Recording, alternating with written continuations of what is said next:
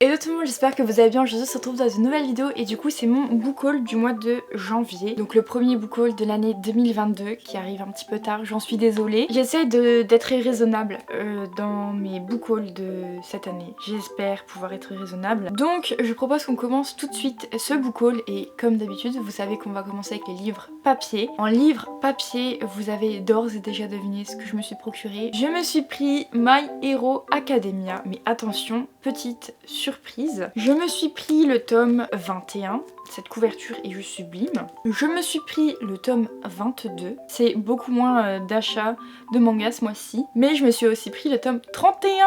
Vous allez me dire, mais pourquoi tu as acheté ce tome 31? Eh bien tout simplement parce que je suis tombée sur cette version collector. Du coup, bah voilà, je l'ai vu, je me suis dit, est-ce qu'il y en aura encore la prochaine fois? Je me suis dit, le temps que j'arrive au tome 31, les coffrets collector, il y en aura plus, c'est mort. Et du coup je me suis dit, bon, on va se faire plaisir. En plus je l'ai pris avec une carte cadeau à la Fnac. Je vais vous montrer rapidement ce qu'il y avait dedans. Il y avait, je sais pas si on va voir, il y avait une petite figurine comme ça de Bakugo. J'adore, vraiment je suis trop contente. J'aime trop ce coffret, c'est pour ça que je l'ai pris aussi, parce que j'ai déjà vu le coffret du tome 32. Il m'intéresse pas du tout. On a aussi un petit ex libris dans le coffret, j'adore les couleurs, il est trop beau. Bien sûr, on a le tome 31 avec une jaquette réversible, donc celle-ci et celle-ci. Et il y avait My Hero Academia Smash dedans. Je l'avais montré dans les sorties livresques du mois de janvier et je vous avais dit que voilà, il m'intéressait mais que j'attendrais d'avoir tout fini avant de le lire. Et comme il était dans le coffret, c'était un point en plus, parce que du coup je le lirai peut-être plus rapidement que prévu. Bon après, je vais quand même attendre d'arriver au tome 31 parce que j'ai peur si jamais ça me spoil. C'est pas un manga à proprement parler, enfin ça continue pas l'histoire, c'est juste je crois des caricatures il me semble.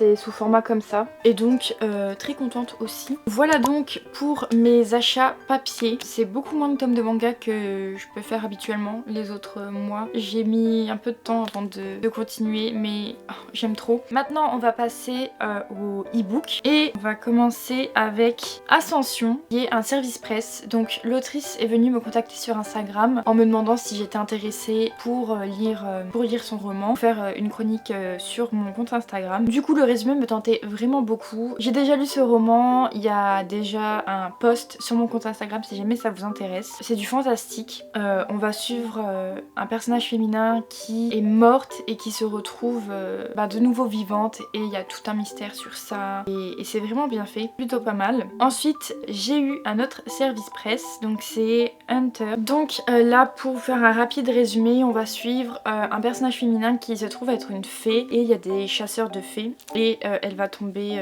entre les mains d'un chasseur de fées. Donc c'est des romances et pareil, j'ai déjà fait mon post sur Instagram si jamais ça vous intéresse. Ensuite je me suis pris The Coldest Touch. J'en ai entendu parler très rapidement. En fait ce qui m'a fait craquer c'est que c'est la même autrice qu'un autre livre que j'ai dans ma pile à lire et j'avais entendu beaucoup d'avis positifs sur ce livre que j'avais dans ma pile à lire. Je sais plus du tout c'est quoi le titre, je suis désolée. Et du coup ça m'a intriguée et je l'ai pris. Je crois que c'est un roman FF, ça m'intéresse beaucoup. Ensuite j'ai pris Dark Rise, c'est il me semble l'autrice de Prince Captif. Il me semble que c'est l'autrice de Prince Captif. Je ne sais absolument pas c'est quoi le résumé. Je sais juste que Nina Quill en a fait une propagande, enfin elle a fait une propagande de Prince Captif. J'aimerais énormément découvrir Prince Captif parce que j'en entends vraiment de très bons échos. Donc très intriguée et du coup voilà, j'ai un autre livre de la même auteure si jamais ça me plaît. Ensuite je me suis pris Daughter of the Moon Goddess. Donc c'est un livre que je vous avais présenté dans mes sorties livresques du mois de janvier. Du coup je l'ai pris. Je n'en sais toujours pas plus, c'est un roman de mythologie asiatique et c'est tout ce que je sais. J'ai vu beaucoup de très bons retours passer, donc ça m'intrigue encore plus. Je crois que j'ai vu qu'il y avait un tome 2 qui était prévu. Après je suis pas sûre, mais je crois bien qu'il y a un tome 2 qui est prévu. Ensuite, terminant une trilogie, je me suis pris Les voleurs de fumée, le tome 3. Alors lui, je crois qu'il était sorti en décembre, ou encore avant. Peut-être en janvier, je sais plus du tout quand est-ce qu'il est sorti, mais je l'avais pas pris, et je sais pas pourquoi. Et récemment, Nina Quill, elle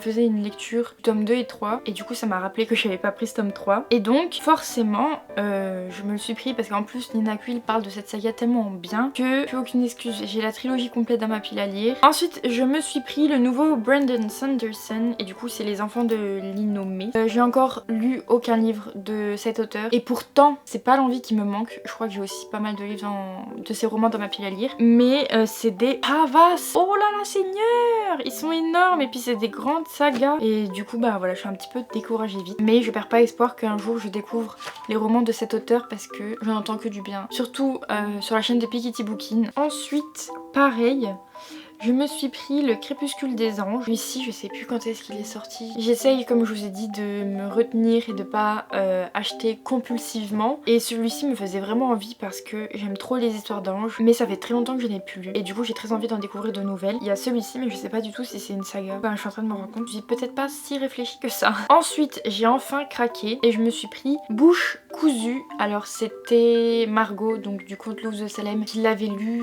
Je sais plus c'était quand. Il y a quelques temps maintenant. Je crois que c'était pendant les grandes vacances. Donc elle l'avait lu, elle avait adoré ce roman, elle m'en a beaucoup parlé et ça y est, j'ai craqué, je me suis dit bon ok. Margot, pour elle c'est un coup de cœur intersidéral, elle a adoré cette lecture, donc je vais prendre ce livre. Surtout en plus quand vous parlez avec Margot, elle vous donne envie d'acheter tous les livres qu'elle a lus et si vous les avez déjà lus, elle vous donne envie de les relire. Ensuite, j'ai eu La vie inattendue de Tom Riley, le tome 2 de William Harbour. Donc c'est un service presse, j'avais lu le tome 1 en décembre et voilà, l'auteur est venu me recontacter pour savoir si j'étais intéressée pour lire la suite, tout simplement. J'étais fortement intéressée pour lire la suite, j'attendais beaucoup de ce tome 2 parce que je trouve que le tome 1 est assez introductif sur les personnages et l'ambiance et l'univers, et là avec ce tome 2 on rentre beaucoup plus dans l'intrigue et j'ai adoré ce tome 2 plus que le tome 1. Ensuite je me suis pris le tome 2 de Witch and God qui est sorti en janvier en e-book et qui sort je crois en février, enfin il est sorti en février. Pareil, je n'ai pas lu le tome 1, j'ai entendu de très bons retours et ça parle de sorcières et du coup ben voilà,